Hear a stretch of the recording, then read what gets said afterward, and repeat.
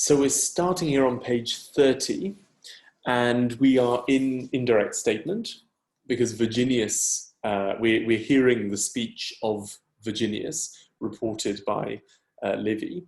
And so obviously we have accusatives and infinitives, and the accusative, first of all, is say, and the first infinitive is stare. So we have to imagine a word like dixit. He said that. He, say, stood, stare. Every day, quotidie is an adverb that means every day, like quotidiano in Italian and so forth. So he stood every day in the battle line, in akie, right? That's the ablative of akies. So he stood daily in the battle line on behalf of, pro plus ablative, the liberis eorum, the children of them, right? So liberis is ablative following pro, and eorum is genitive, right? So he stood daily in the battle line on behalf of the children of them, or their children, ac conjugibus, and their wives. And then we remain in indirect statement. And so our next accusative is alium virum, and our next infinitive is esse, right? So nor, nec, was there, esse, another man, alium virum, of whom, okay, so cuius is the genitive of qui, quae, quod, of whom plura facta, more things done, right? Because facta is the PPP from facere. It literally, and it's neuter plural, so it means things having been done or deeds done, right? So nor was there another man of whom more things having been done. And then we have two adverbs, strenue ac fortiter, vigorously or strenuously and bravely, in war, in bello, were able, possent, to be recounted. Okay, so memorari is a present passive infinitive. And possent here is imperfect subjunctive, and it's subjunctive because when you're in indirect statement, you have accusatives and infinitives in the main clause, and then if there's a subordinate clause, the verb goes into the subjunctive. But you don't need to worry too much about that. So basically, Virginius's point here is that he is risking his life every day for these people on the battlefield, right? He's risking his life to keep them safe. And you know, he's not just some incompetent or lazy soldier, he's a very good soldier, right? Because he fights strenue ac fortiter. And so he's saying, you know, because I'm fighting bravely and vigorously every day for you, you know, for your children and your wives, right? Therefore, you owe me. You know, now you have an opportunity to help my daughter. So he's saying, basically, you all owe me a debt, and now is the time that I want it repaid. Okay, and then we are still in indirect statement.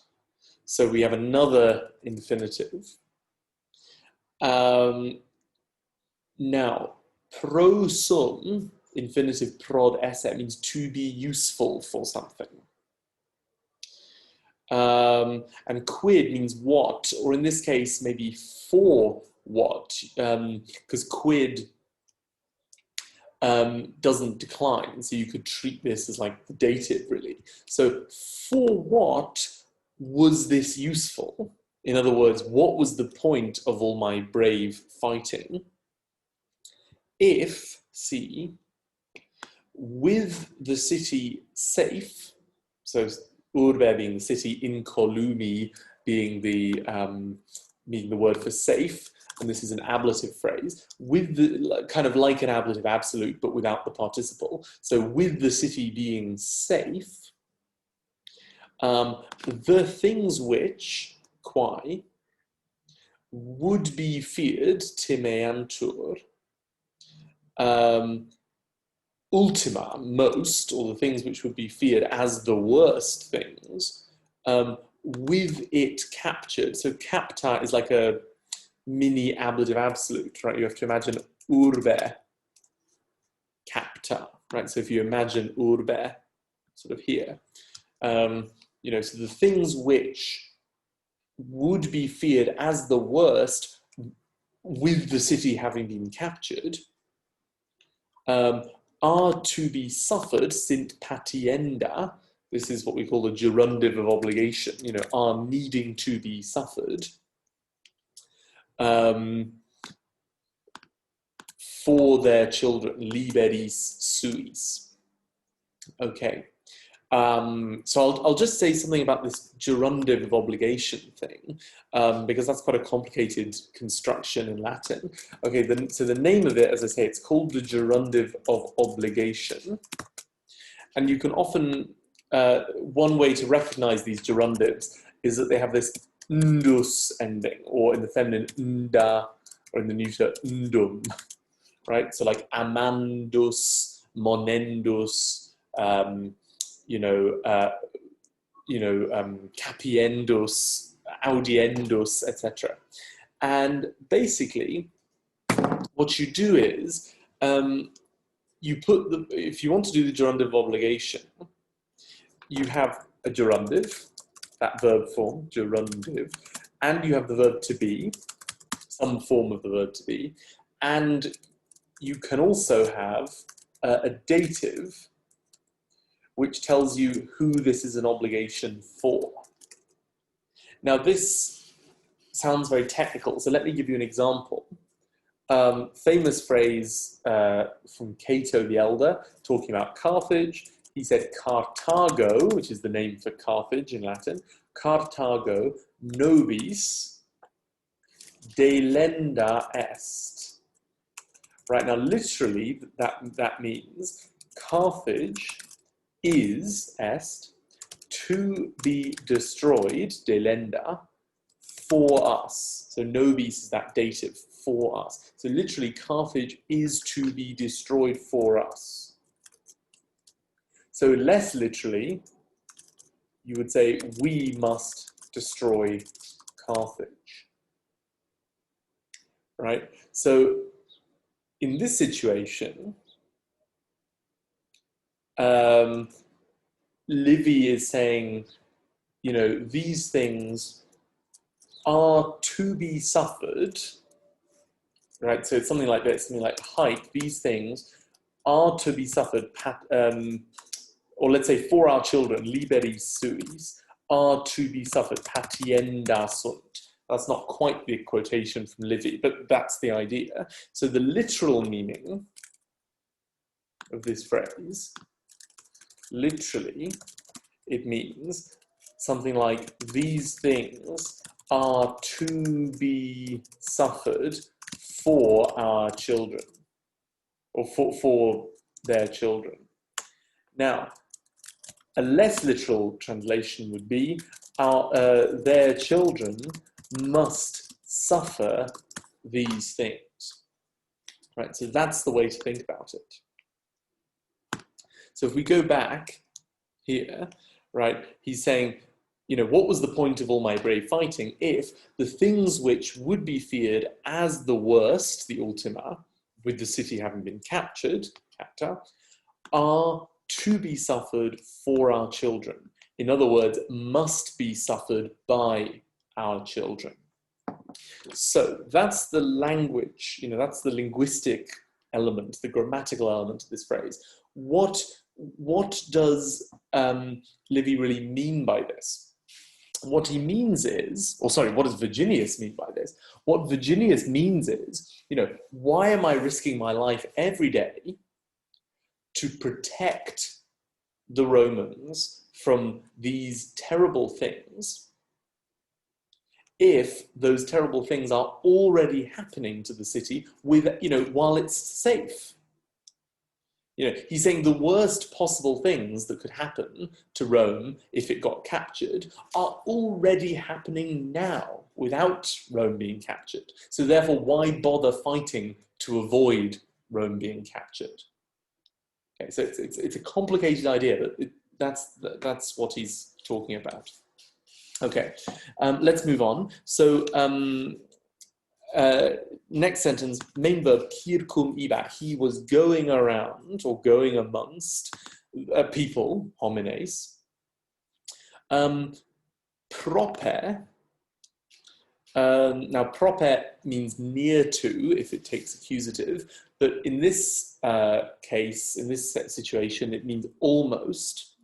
And then we have this very strange, unusual word, contionabundus, which is a very unusual adjective. It means something like proclaiming or something like that. So almost proclaiming these things, hike. Okay.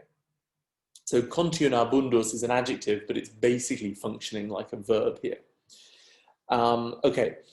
Then similia his. So similia is neuter plural. So it means similar things to these, right? So his here is dative, right? Similar things to these were being thrown out, were being thrown, right? Imperfect passive.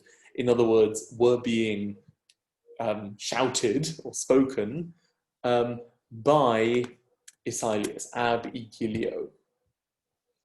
And then the last sentence of this page, the female group, the female accompanying group, comitatus, the female retinue, muliebris being an adjective that means female or composed of women. So the female retinue was moving, movebat, in the metaphorical emotional sense, was moving people, and we have to imagine an object like homines, was moving people more, plus, with silent weeping, tacito fletu, ablative case, quam ulla vox, than any voice was doing.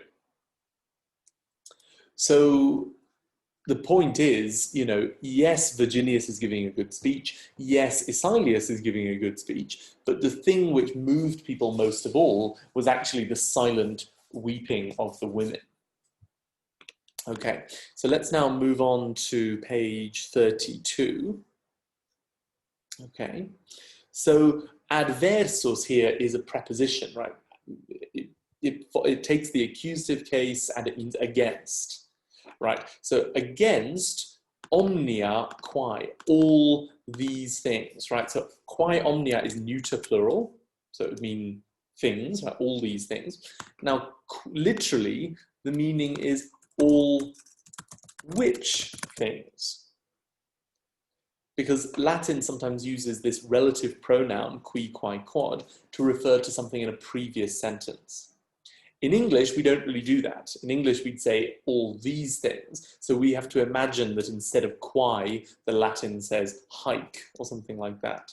So against all these things, Appius, he's the subject, with obstinate heart, obstinato animo, and that would of course be an ablative phrase, with obstinate heart or with a hardened heart. And now you can see with these dashes, right, we now have sort of a phrase in brackets really. So tanta vis, now tanta means so great. And it's feminine because it's agreeing with vis, which means force or violence. So such a great force of madness, armentiae, genitive case, more truly than of love, verius quam amoris, had overthrown, turbaverat, his mind, mentem. Right, so Livy's basically saying he's not in love, right? This isn't just love that's motivating him. He's really just lost his mind. And this word, by the way, armentia, right? The word mens, mentis, means your mind. That's where we get the word mental from in English. And so if you are means you are out of your mind. That's the connection. Okay, so in that situation, what did he do? He ascended, he mounted, he got up in tribunal, onto the tribunal. And the tribunal is a term, as you can see in my note here, it's a raised platform upon which the Romans put the seats for magistrates so that everyone could see them from ground level as they delivered their decisions. Okay, and now we have an ablative absolute, right? Because our ablative participle is here and our ablative noun is there. Okay, so, and with the plaintiff, petitore, complaining, querente, and the verb queror in Latin takes an object, so we would say complaining about, pauca, a few things, right? So that's the object in the accusative case, with the plaintiff complaining about a few things, and then we have this adverb, ultro, which means spontaneously or of his own accord. In other words, no one has asked him to speak, he's just starting to speak anyway. Right? So with the plaintiff spontaneously complaining about a few things, quod, now quod means because, but when quod takes subjunctive, the idea is it's not giving the real reason, it's giving the alleged reason. In other words, this is giving us the reason that, that Marcus thinks is reasonable, not the reason that Livy, the author, thinks is reasonable. So that's why here I didn't translate quod as because, I translated it as on the grounds that, right? Because the phrase on the grounds that creates a bit of separation between the view of the author and the view of a character, right? So for example, let me just give you an example of this, right? So in a text in English, so you might say in a situation, I don't know, a legal situation, right, if you said, you know, John said this because because Claire had been rude to him,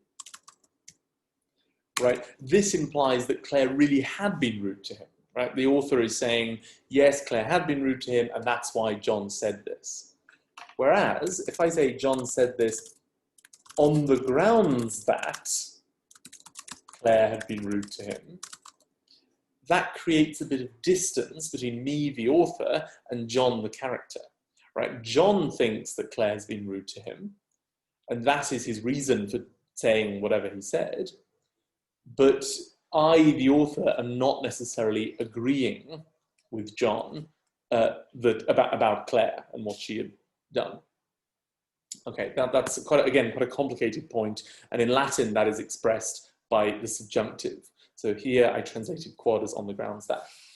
So where are we? So he was complaining of a few things on the grounds that use, justice, dictum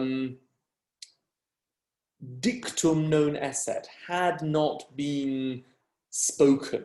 Now in English, instead of spoken, we would say done, right? Justice had not been done. Non dictum esset, had not been done. For him, sibi, reflexive pronoun, dative case, for him, pridie, on the day before, per ambitione, that means through partiality or through bias. So Marcus is saying that Appius should have given him Virginia yesterday. And he's saying the only reason he didn't is because Appius must be biased in favor of Verginius. Now, if you think about it, this is rather strange, right? Why, you know, we know that Marcus and Appius are working together. So why would Marcus claim that Appius is biased against him? I think probably the reason must be that they are trying to make people not suspect that they're working together. And the best way of making people think that they're not working together is by pretending that they are in conflict with each other. Okay. Okay, so while all that's going on, I'm sorry, this is a very long sentence. While all this is going on, priusquam, before either out, he, ille, could finish per ageret his demand, postulatum, or out, a locus respondendi, literally a place of responding, in English we would say an opportunity for responding, could be given, daretur, to Virginius, dative case. Before any of that could happen, Appius interfatur, Appius interrupts. This is a deponent verb, it looks passive, but the meaning is active. Okay. Then, in the next sentence, the subject actually is this phrase here, auctores antiqui. Right, that's the subject. And it means the ancient authors. In other words, historians before Livy. So we're now listening to Livy's own voice here. You know, Livy is not talking, he's not telling us what Appius said or what Virginius said. Livy, the historian, is saying something himself. So he says, the ancient authors have passed down, tradiderent here, have passed down, perhaps, forsan, and that's why tradiderent is subjunctive, because there's this uncertainty, right? They have perhaps passed down, forsan tradiderent, some true speech, aliquem verum sermonem, some true speech, which, quem, he put before, so the subject would be Appius there, which he put before praetenderint his speech. So praetenderit plus dative is the idea of putting something before something else. So the ancient authors have perhaps passed down some true speech which he prefixed to or put before his decree. And then Livy says, quia, because I find in venio, so the subject is Livy himself, because I find nowhere, nusquam, ullam similem, right? And we have to imagine with similem the noun sermonem again, right? So because I find nowhere any plausible sermonem, any plausible speech, in tanta foeditate decreti, literally in such great foulness of the decree. I think in English here, instead of in, we would say something like given, right? Given the great foulness of the decree, and the adjective veri is describing decreti, so of the actual decree. Okay. Id quod constat, that which is established, is agreed, that's the meaning of constat, that which is agreed, seems videtur. Now, this proponendum, this is another gerundive of obligation. It means literally to be exposed. Right? So that which is agreed seems needing to be exposed. In other words, it seems in need of being exposed, nudum, you know, naked as it is. And then we finally hear what it is that is agreed. It is agreed, constat, it is agreed that Appius decreed or in fact the subject, I suppose, could be vindicias, that rights according to slavery were decreed. In other words, that Appius declared that Virginia is a slave. Okay, so now let's just go back over this bit about the ancient authors, right? You know, what is Livy saying? Livy is saying that there are some older texts that he has looked at, some older historical texts. And in these texts, there are various versions of Appius's speech, right? Because Appius would first of all give a speech. After the speech, he would give his decision, right? So you give a speech where you explain your thinking, and then you give the decision. So Livy's saying, look, I've read through the old sources, and I've read through these various versions of Appius's speech. But he thinks, but Livy's saying, none of them are plausible. None of them seem to me historically likely. Why? Because none of the speeches come close to justifying this horrible decision. And therefore, Livy says, I'm not even going to bother giving you any of these versions of the speech. I'm just going to give you the decision nudum, on its own. Okay, so that's the point. Now, I've also had a look in a commentary, a published commentary on this text, which says this, I've put it in a note on the Google Doc, this word forsan shows that Livy is speaking propria persona. In other words, we are now hearing from Livy the historian, not one of his characters. Now that Virginius has turned up, the legal situation is that Appius should hand over Virginia, right? So that is the legal position. The father has turned up and said, this is my daughter. So now legally, Appius should accept that. So what does he do? And here, Livy doesn't really tell us, so we have to look in some other sources. And what seems to happen is that Appius basically gives a new judgment, which is based on a new ground, which is that Virginia had been stolen and that Virginius should be treated as a thief caught in possession. In other words, Appius has changed his approach. If you remember earlier on, Appius was saying that Virginius was a sort of victim, right? Virginius had been tricked into thinking that this slave girl was his daughter. But now that Virginius has turned up, the only way that Appius can legally decree that Virginia is a slave is by arguing that Virginius is a thief. He has deliberately stolen her from Marcus. And then the author of the commentary writes, Livy omits the legal arguments, perhaps not wanting to lose the momentum of the story or not understanding them. So in other words, yes, Livy, the historian, he doesn't give us the legal argument that Appius is using. Why does he not give us that legal argument?